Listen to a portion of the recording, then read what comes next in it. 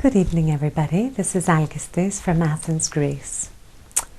Today we're going to speak about something very interesting. It's a topic that has puzzled philosophers and wise people, leaders, and common people for thousands and thousands of years. Who am I? The eternal to even discuss these things. But I'll tell you why it's very important for you.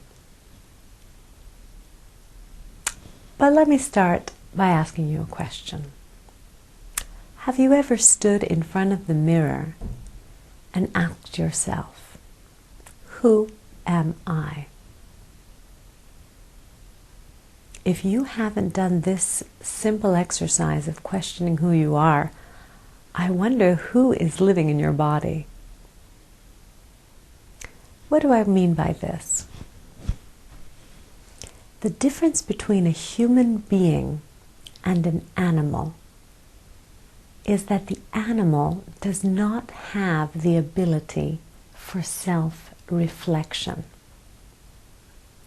It knows, but it doesn't know that it knows. It doesn't have the ability of self-reflection, self-awareness, and self-realization.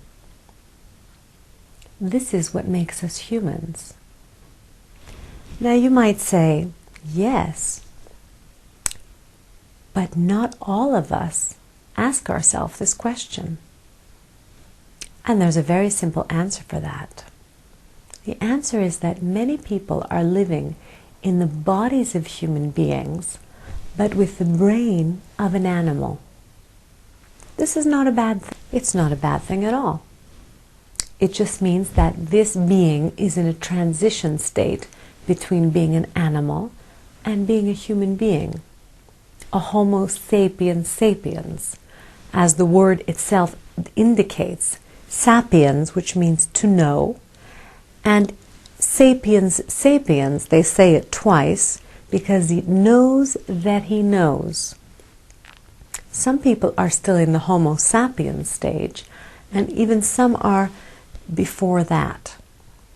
But obviously the body is looking very much like that of a Homo sapiens. It's nothing to laugh about. It's just something, to observe and to take a moment and say, what stage am I at? And can I evolve from the state that I'm in? And the amazing thing is that yes, you can evolve if you choose to evolve. We can grow even if we have not been born with a talent. You can grow it by exercising it. So one of the great exercises is that of self-reflection. Back to our topic today. Asking yourself as an exercise in front of the mirror, who am I?